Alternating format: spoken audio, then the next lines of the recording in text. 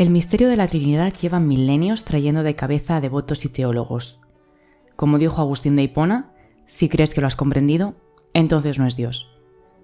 Pero como es una doctrina central del cristianismo, algunos la intentan hacer más comprensible a través de analogías. Quizás hayas oído la que compara a Jesús, el Padre y el Espíritu Santo con el agua, que puede existir en diferentes estados, como hielo, líquido o vapor. Parece razonable, ¿no? Pues no, hereje, a la hoguera. El problema con esta ilustración es que el agua al congelarse pasa de estado líquido a sólido y al hervir se transforma en vapor. En cambio, según el dogma cristiano, Dios no cambia de forma o estado. Mientras que el agua puede convertirse en hielo o gas, cada persona divina permanece distinta, sin transformarse en la otra. Así, el Padre no es el Hijo no es el Espíritu Santo y el Espíritu Santo no es el Padre. Pero los tres son un solo Dios.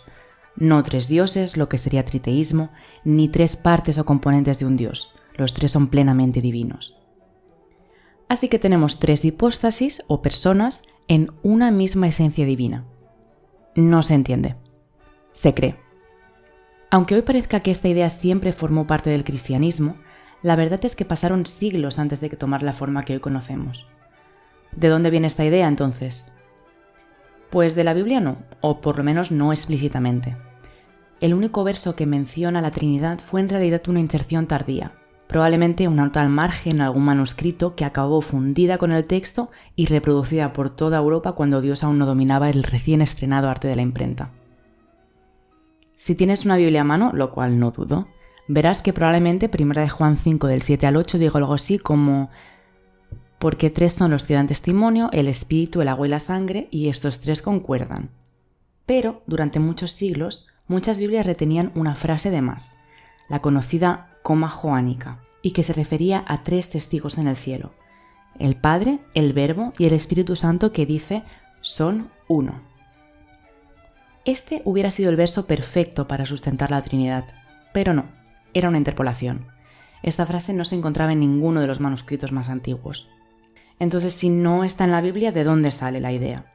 Muchos cristianos se refieren a algunos pasajes de la Biblia que sugieren una estructura trina, pero ninguno de ellos establece una doctrina clara, por lo menos no tan detallada como cabe esperar de una doctrina tan importante que los que hoy día la rechazan no son considerados cristianos.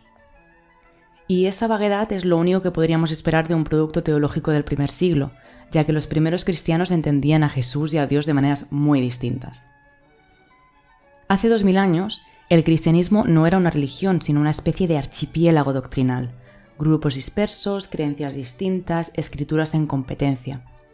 A medida que las buenas nuevas de Jesús se extendían por el mundo romano y más allá, también se multiplicaban las formas de entender quién había sido o quién era realmente ese Jesús. No existía siquiera un canon bíblico. Nadie sabía con certeza qué textos eran la palabra de Dios.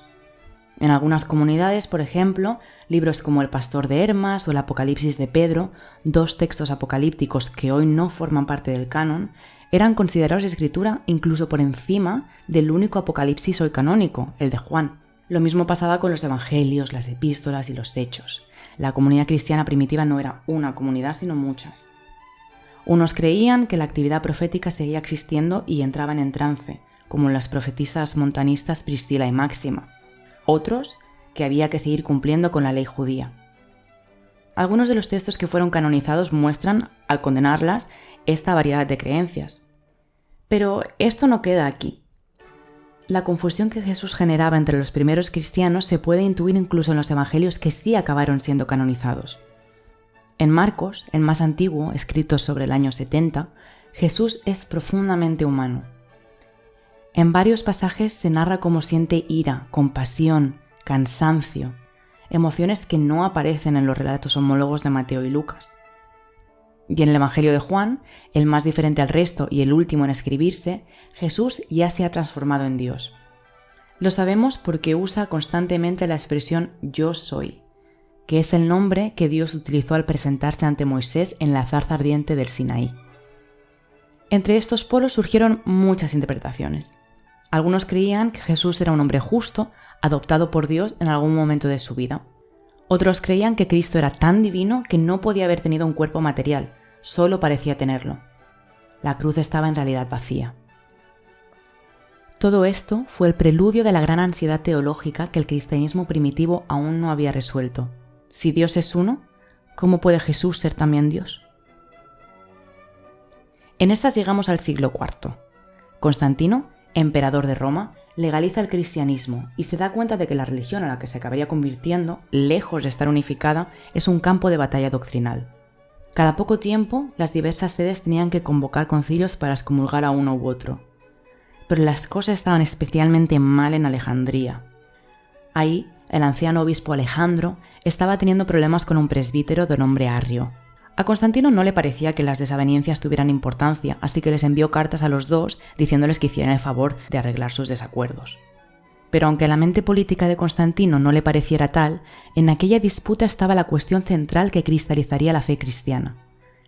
Así que en 325, viendo que sus cartas no habían surtido efecto, el emperador convocó y presidió el que pasaría a la historia como el primer concilio universal, donde se reunieron obispos de todo el imperio, el Concilio de Nicea.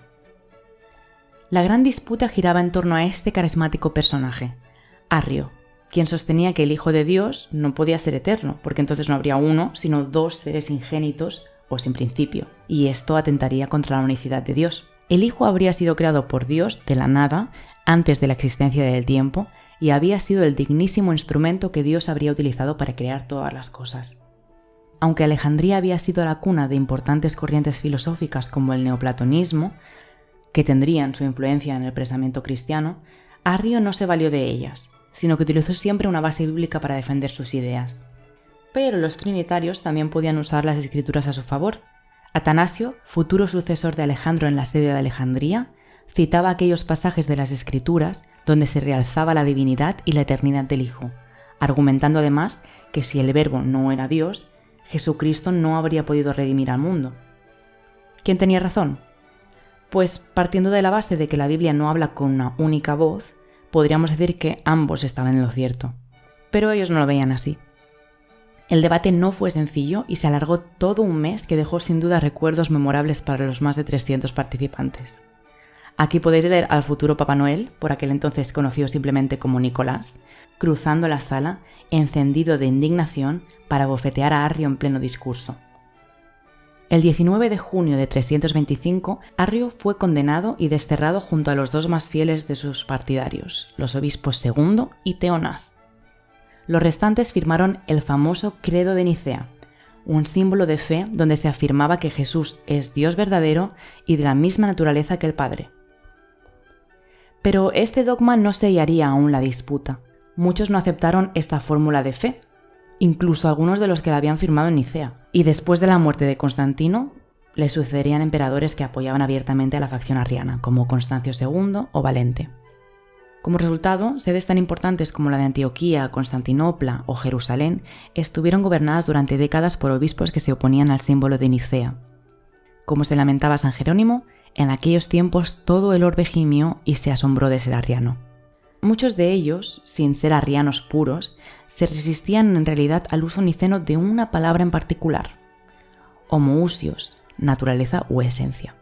No aparece una sola vez en el texto bíblico, más bien proviene del lenguaje filosófico, y sin embargo, a partir de ese momento la adhesión a ella era clave para la ortodoxia. Por eso muchos tomaban la cautela de añadir una letra al vocablo griego, homoiousios, y así quedaban a medio camino, afirmando que el Hijo era de naturaleza semejante al Padre.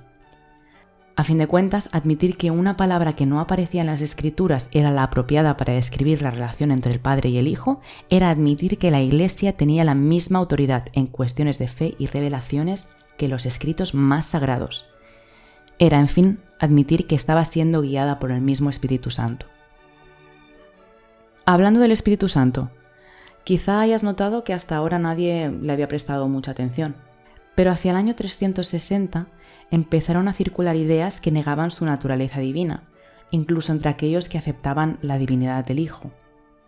A estos grupos se los llamó neumatómacos, literalmente enemigos del Espíritu, y entre ellos destacaba la facción dirigida por el obispo macedonio, quien creía que esta figura era más bien algo así como un ministro de Dios o un ángel venido a más.